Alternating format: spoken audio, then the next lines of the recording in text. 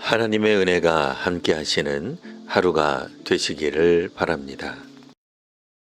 오늘 우리에게 주시는 하나님 말씀은 구약성경 열왕기상 4장 20절에서 23절까지 말씀입니다.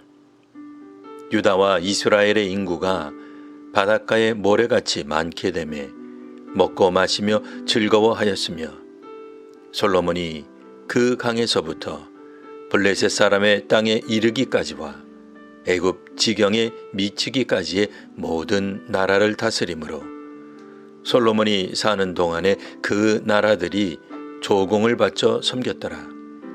솔로몬의 하루의 음식물은 가는 밀가루가 30고루요 굵은 밀가루가 60고루요 살진 소가 10마리요 초장의 소가 20마리요 양이 100마리이며 그 외에 수사순과 노루와 암사순과 살진 새들이었더라.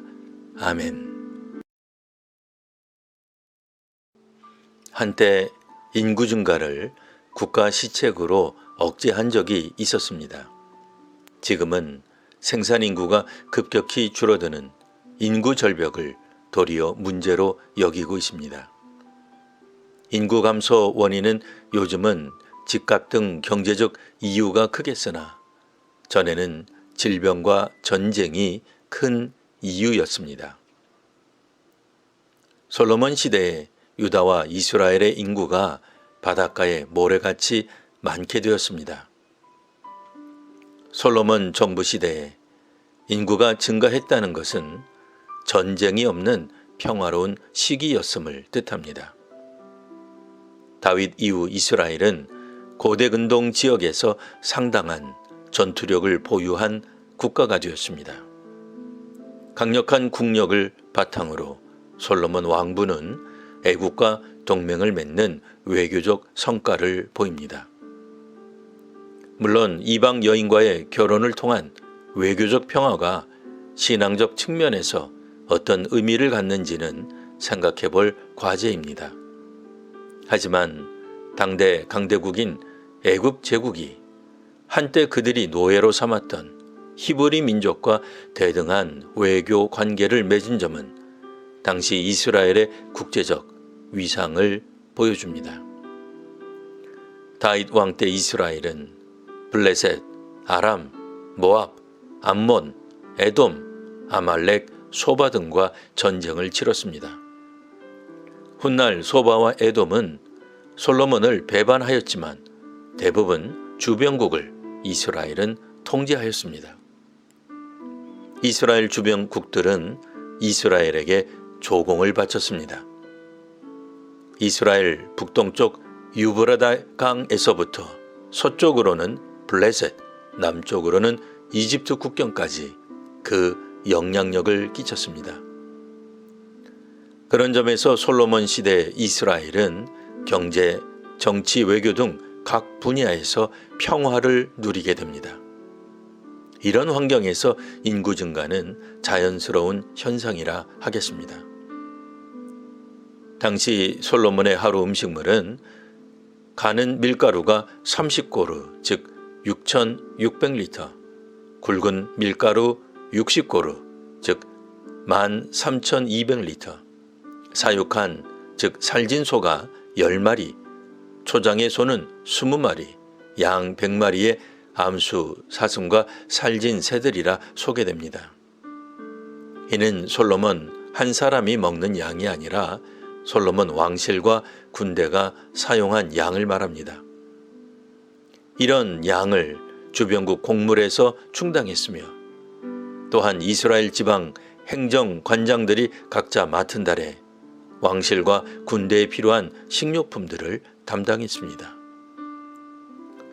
솔로몬이 사는 동안 이런 태평성대한 평화는 계속되었습니다. 솔로몬이란 이름이 샬롬, 즉 평화입니다. 솔로몬 때 이스라엘은 왕의 이름과 같은 평화를 누리게 됩니다. 하나님께서는 다윗에게 그 아들 솔로몬 생전에 이스라엘에게 평안함과 안일함을 주실 것이라 약속하신 바가 있습니다. 이제 하나님께서는 그 약속을 이루셨습니다. 솔로몬의 겉으로 알려진 위대함 속에 감춰진 약점에도 하나님은 다윗에게 하신 약속을 성취하셨습니다. 솔로몬 시대의 평화는 아버지 다윗의 기도와 연관이 있습니다. 물론 솔로몬 자신이 하나님께 간구한 지혜와도 연관이 있습니다. 다윗처럼 솔로몬도 하나님께서 명한 율법을 지켜야 합니다. 솔로몬 이후 역대 왕들도 하나님께 순종한다면 이스라엘 국민들은 평화를 누리게 될 것입니다. 하나님의 은혜에 감격하여 순종하는 지도자가 많이 배출되도록 기도하는 성도와 한국교회가 되시기를 바랍니다. 기도하겠습니다. 하나님, 이스라엘의 놀라운 경제 성장에는 하나님의 역사하심이 있었음을 읽었습니다. 세대를 이어 주께 순종할 때 하나님께서 약속하신 은혜를 부어주심을 봅니다. 한 사람에게 그치는 것이 아니라 그 사회와 나라 전체가 평화를 누림을 깨닫습니다. 은혜의 주님, 오늘 이 땅의 교회와 사회 지도자들에게 복을 내려 주옵소서.